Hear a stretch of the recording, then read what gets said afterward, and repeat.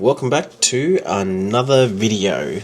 This week we don't have too many brands that have given EV updates over the past 7 days, but here we are again, bringing you the latest and the greatest news around Australia, around the globe. My voice may sound a bit off, I was unwell earlier on in the week, so bear with me. But yeah, here we go. So episode 8, we are now in August, so last month of winter, so hope you guys are staying warm. And yeah, let's jump straight into the news. So, first things first, we have MG Australia. They have officially taken out Australia's longest new car warranty. So previously it used to be 7 years warranty with unlimited kilometers. Now they're doing 10 years up or 250,000 kilometers for your factory warranty. So the longest of any brand. So we've seen a lot of 7 years for quite a while. We've now got 10 years. And that actually just started yesterday. So you can see just over here, in effect, from today, 1st of August, for newly registered petrol, hybrid and electric MG models. The new warranty applies to vehicles not deemed to be commercial use, such as Ubers, taxis, food delivery couriers and driving schools. So if you are considered commercial use, then you do retain the previous 7 year 160,000 kilometers, and it is always going to be a shorter warranty distance limit because these cars are used for commercial purposes. So yeah, there you go. MG essentially takes the lead. We will jump straight through to the next one, which is also MG. A limited offer. This is like a fire sale, it seems like they're doing. So for the month of August, you can get the MG ZS EV Excite for a whopping price of $34,990, as you can see here, and that's across all states. What an amazing price. And obviously it's also drive away. It is without any options. The one thing to take into consideration though, because the previous slide I just showed you guys that said 10 years, when I actually looked this sale price up all over the website and all of the collateral that I could find, it all says 7 years unlimited kilometers warranty. So I'm not too sure if that's supposed to apply or not, and they just haven't updated their website. But if you guys are going to be buying one, then make sure you ask, because you'd absolutely want to take advantage of having the 10 years. It's something you can get. So yeah, essentially it is all of those prices that you see there. Pause the screen if you want to have a look at a couple of the specs over here, but it's fantastic to see that you can get an EV for under $35,000. It is now going to be considered, I guess, the cheapest EV in Australia, undercutting the GWM Aura that we showed a couple of weeks ago, but that is for the month of August. So again, now I'm not being sponsored by MG, I haven't even test driven one of these, but I do know that it is now the cheapest, at least for the month of August in Australia. So if you guys got one, let me know what you guys think of it, and if you think I should go test drive one, then let me know and I'll get in touch with MG. But let's move on. Kia EV3, it literally is a baby EV9. Everything screams EV9 just looking at it. But long story short is, we know now that the Kia EV3 will arrive in our local showrooms in the first quarter of next year, so first quarter of 2025. Kia did earlier this week announce pricing and specifications in the UK market, which obviously means that we have a rough idea of what it could potentially look like when it comes over here. Now, the prices I've done here are just exact dollar or rough dollar conversions from pounds straight into Australian dollars. We can't assume that these are going to be the final prices when it comes to Australia, but there is going to be 3 trims, at least in the UK anyway. And so pricing, as you can see there, I couldn't find any pricing in relation to GT line, but I've got the Air pricing there, which equates to roughly $65,000, and the GT line S, which equates to about $84,000. And WLTP rating that you guys can see here, obviously it's a testing cycle, so expect less kilometers in terms of real world range, but you can see there 429 and 598. So there you guys have it, EV3. What do you guys think? I think it looks like a really cool car, really funky car. The Koreans are doing really well with the designs of their car lately. I really like it. Alright, let's move on. Chery Omoda E5. So we've got the specs that's confirmed over here. We don't have the pricing as yet. So due in September. It's definitely coming over here. Single motor, it's a front mount on the motor. You've got 150 kilowatts, 340 Newton meters of torque. It's not amazing or crazy big power, but remember it's an EV, so you do have instant torque, which is fantastic. 430 kilometer range WLTP with AC charging 9.9 kilowatts and DC charging of 80. You do also have 61 kilowatt hour LFP battery, so it's fantastic LFP technology, so you can charge it up to 100, and you'll always be good to go. Now, in terms of pricing, as you can see down over here, it says pricing will be competitive, and in terms of its natural competitors, Atto 3 44,499 before on-road costs, MG4 40,000. So it'd be in the vicinities of the 40s most likely, and yeah, it'd be good to see more competition coming. Alright, let's move on. Audi A6 e-tron. Now, this is a copy slide from a couple of weeks ago. You guys may recall that I did show you guys it was spotted under wraps. Well, now it's been unveiled. So here are the photos. What do you guys think? I think it definitely has Porsche Taycan vibes to it when you look at it. So let's talk through the details. So it'll be offered in both Sportback, which is liftback style, and Avant, which is a wagon body style. So obviously this one here on the right is what you would classify as the Sportback or liftback, and then the Avant or the wagon is this one here on the left. Pause the screen here if you want to look at the specs at the top over here in a bit more detail, but it has been confirmed for an Australian launch expected during the first half of 2025. So it is going to have 800 volt architecture, AC charging 11 kilowatts. You can have an option to double that to 22 kilowatts, which is fantastic, and it's got DC max charging at 270 kilowatts. Now you'll notice for the Audi enthusiasts that you've got the A6, you've got the S6, there is nothing else here to the right. Whilst there's nothing confirmed in terms of having an RS6, judging by Audi's heritage and how they've gone through their cars in the past, my guesstimate is that they will potentially launch an RS6 sometime in the future. And if you're looking at 3.9 for S6 e-tron, I would say low threes is a definite for an RS6 e-tron, especially considering it's about 3.3 off the top of my head for the e-tron GT. So they definitely want to hit somewhere around there, if not even faster. But yeah, what do you guys think? Do you think it looks good? Do you think it looks bad? And which one do you like more? Do you guys like the Sportback or do you guys like the wagon? I've always been a big fan of wagons, but I don't think the rear arches are flared enough. I think RS6 is probably the one to wait for. But yeah, that's essentially what's going to be coming sometime next year. Alright, let's move on. Some Tesla news. So, another week, another recall. Or is it really called a recall if it's a software update? Anyways, let's get to the bottom of it. The top section over here is the official recall for Australia. So it's Tesla Model Y and Model 3 between 2020 to 2024. In Australia, between the 4 years, there is 34,993 vehicles that are impacted. What they're saying is, due to the manufacturing defect, the bonnet latch assembly may not detect when it's opened by the driver and therefore will fail to warn the driver of open bonnet. If vehicle is driven with unlatched bonnet, it may open abruptly when driving and could result in obstruction of the driver's view. How dangerous. Anyways, they do say down the bottom here that if your vehicle is running on software 2024.20.3 or later, your vehicle is not subject to this issue, which is fantastic. Now bear in mind we have just under 35,000. For context, if you look over here, in the US, you have more than 1.85 million cars impacted with the same issue. But we only heard this news literally yesterday. However, when you look into this further, it's actually not such a big issue because of two things. First thing is, it's a software upgrade or a software update, sorry, I should say, in terms of the fix. So there's nothing wrong with the components itself, it's a software update fix.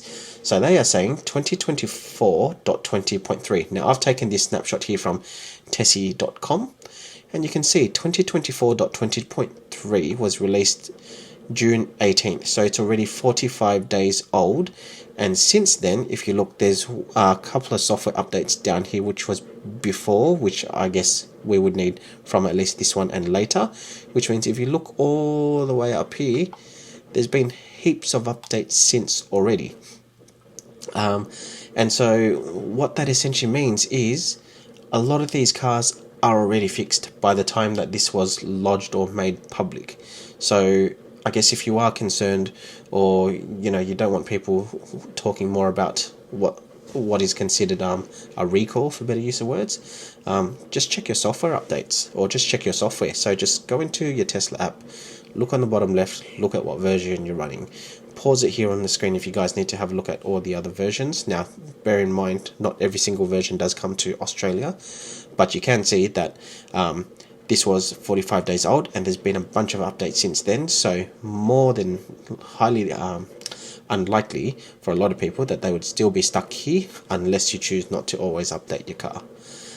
Either way, there is a list that you guys can access on the official recalls website, and I'll put a link to that in this video description as well, just so it's easier for you guys to access. But yeah, I don't think it's too big of a concern. Like, by the time I saw this, my version, I think mine was somewhere up here. I've been on another update for the past week or two, so yeah, it's already past there. My vehicle isn't part of the 34,000 something anyway, but yeah, let me know if you guys are impacted by this or not. But I would dare say high chance that you guys probably aren't impacted by this, but thought to keep you guys across the information anyway.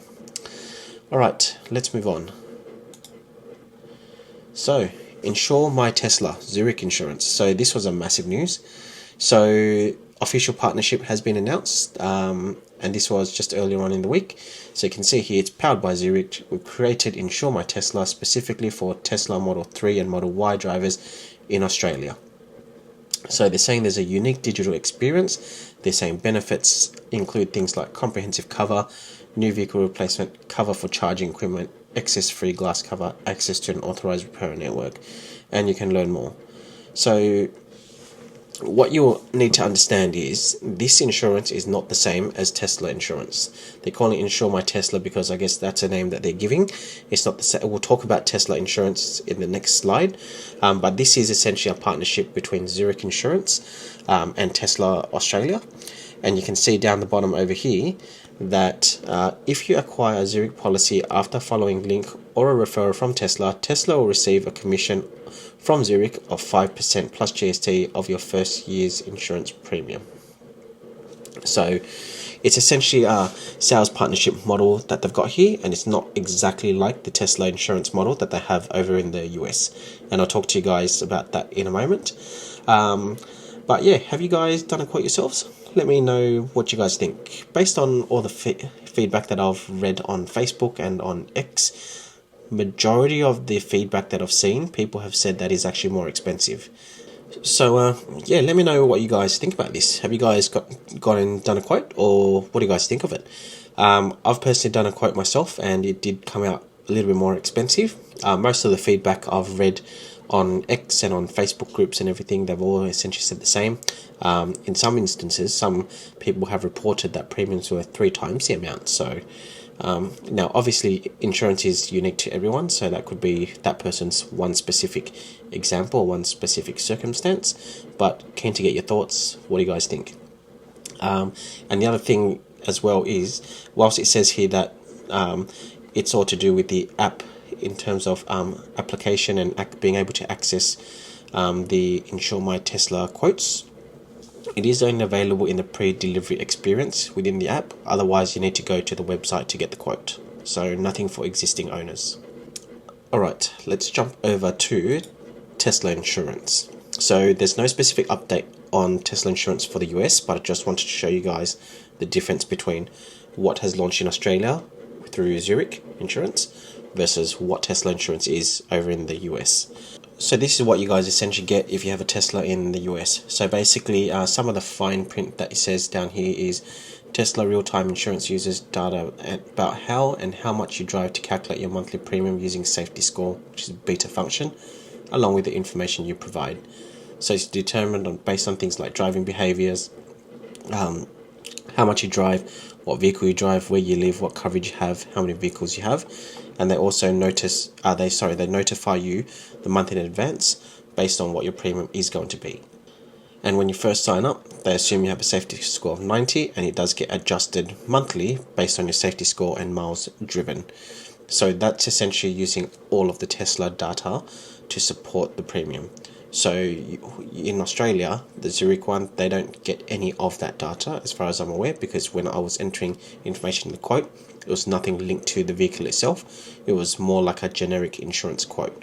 So that's just basically for you guys to understand when you hear Tesla insurance or InsureMyTesla in Australia, it's a partnership. It's not actually fully integrated like in Tesla in the US. Alright, let's jump through to the next slide. So, Renault in the UK for the specific car Scenic E-Tech SUV. This isn't the launch of another car or anything, but I just thought it was too good to be true or too good to pass up as a quick update or a little laugh for you guys. So it absolutely is a marketing stunt, as you can see here from PR firm Publicis London. So Renault UK is actually offering a relationship breakdown cover, or RBC, and it's until 31st of December 2024. So if you can provide proof of divorce, you get a full refund on the purchase price, provided they do so by the end of the year. So fine print states that if divorcees or those ending in civil partnership must hand over official court documents at least a month after buying the electric vehicle to be eligible for the refund. Not too sure how that's going to go down, if they're actually going to get anyone that goes through that, but good marketing stunt, because even I'm talking about it here and we're in Australia. So yeah, good on them. Alright, more Tesla news. Actually, the rest of the slides actually is all on Tesla, but all from, I guess, the US side of things or overseas. So this one here, China rolls out Model Y Ambient lighting system retrofit. So that'll be great. It actually isn't too expensive as well. So 1,299 RMB. Now that equates to roughly $276 Australian dollars. So would you guys do it? Let me know. For $276, I think I might. So if that's available here and it's going to be around that price, I'll bite the bullet. I'll do it. So yeah, keen to hear from you guys. Are you guys going to do it if that is available here? Let's say it's around $276. Let's say it's about $300. Do you think it's a worthwhile upgrade? For that amount of money, I feel like it would be. It's going to give the car a much nicer feel when you're driving through at night.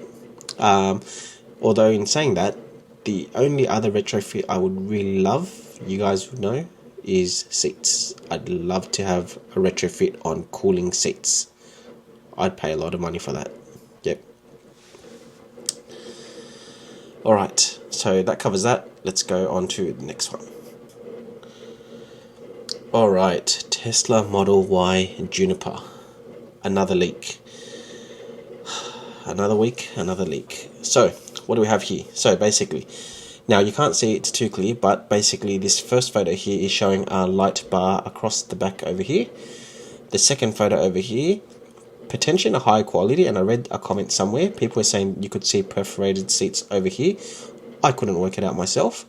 And then the other one was saying that you could see a bit of ambient lighting. Potentially it's that line over here, or potentially there's something there, but I couldn't make it out. Either way, this was first posted on Reddit.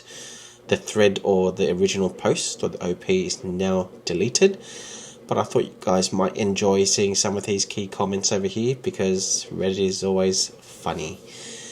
Lots talking about can see your face, you know, don't lose your job, nice but blur your face, you know, rip OP's career. But yeah, post has been deleted now, so pictures are all over the internet. So yeah, there's there's a lot of renders that I've found online, but I haven't shared them here because there's just way too many. So punch it into Google if you guys want to see any renders. But look, it looks like if this is supposedly true, then there definitely is something that's coming sooner rather than later. Obviously, Elon did say that there's nothing coming out this year, but there's nothing to stop him saying or having it officially launch, for example, 1st of next year, right? So watch your space. You know, if you were in the market for a Model Y, be keen to hear. Are you guys buying one now, or with all these rumors popping up, are you guys officially going to hold off your cash or hold off financing and just wait for this better model? Let me know. Okay, and this takes us to the last slide. Look at that. So this, as you guys know, is the Tesla Model 3 Performance, but in Quicksilver. So from an Australian side of things, it's coming towards the end of the year. This is one of the first ones that have been spotted. And look at it, it looks absolutely amazing. There's no other update in terms of news or anything that I want to talk to you guys about, but this was really more about it's been spotted now. It's definitely already coming to Australia. Here's some of the photos in the wild. What do you guys think? Like I said, I think it looks absolutely amazing. I originally did think that the red was the best color, but now I'm thinking this one is the best color for sure. Yep. It looks stealthy, it looks great, and I can't wait to see these on the road in Australia later towards the end of this year. And that takes us to the end. So, if you tuned in to the whole thing, thank you so much again for your support. Hope you guys have a good weekend. Hope you guys enjoyed the news over the past week. We shall see you next week with more content. Take care.